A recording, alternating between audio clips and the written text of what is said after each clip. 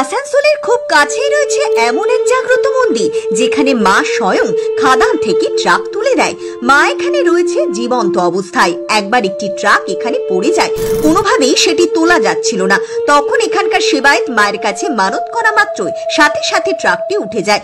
ট্রাকটা বাহার করার জন্য প্রয়াস করেছে, ট্রাকটা ডুবে গিয়েছে।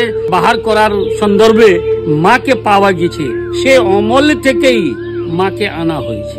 ঘটনাটি 2 বছর পর মা তাকে স্বপ্ন দেয় এবং এখানে প্রতিষ্ঠা করতে বলে। তখন থেকেই মা এখানে প্রতিষ্ঠিত। মা এখানে পেঁচা রূপে, নাগনাগিনী রূপে এবং বাচ্চা মেয়ে রূপেও দেখা দেয়।